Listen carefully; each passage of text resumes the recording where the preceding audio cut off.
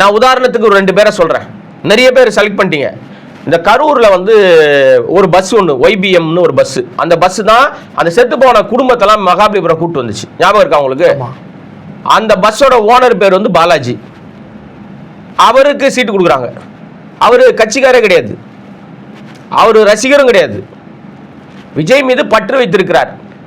அவர் வச்சிருக்கிறத மாத்துறார்.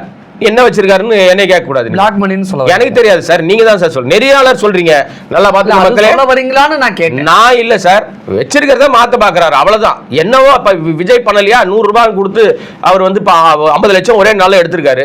இந்த 100 ரூபாயை யார் கொடுத்தான்னு தெரியணும்ல. அவன் சொந்த பாக்கெட்ல இருந்து கொடுத்தானா, இல்ல இவங்களே கொடுத்து விஜய் பேர்ல வாங்க சொன்னாங்களா, ஏற்கனவே வச்சிருக்கிறத மாத்துறாரா, நமக்கு தெரியாது சார். நம்ம ஏன் சார் அதெல்லாம் சொல்லுவானே? அப்படியெல்லாம் ஒருத்தர் மேல நம்ம காழ்ப்புணர்ச்சி வைக்கிறது இல்லை சார். நம்ம நேர்மையா பேசுவோம், சரிங்களா? இப்போ அந்த மாதிரி நீங்க வந்து வாங்கிட்டீங்க. 234 தொகுதிக்கும் 50,000 மனுக்கள் போயிருக்கு.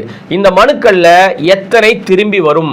பல பேர் புலம்புறாங்க, என்னங்க 10,000 போட்டிருக்கு, தலைவர் 100 ரூபா கொடுத்த மனு வாங்கிட்டு உள்ள பார்த்தா 10,000 பணம் கட்டினாதான். ஆமாங்க, நீங்க 10,000 வந்து நீங்க பணம் கட்டினாதான் உங்க வேட்பு மனுவை ஏற்பார்கள்.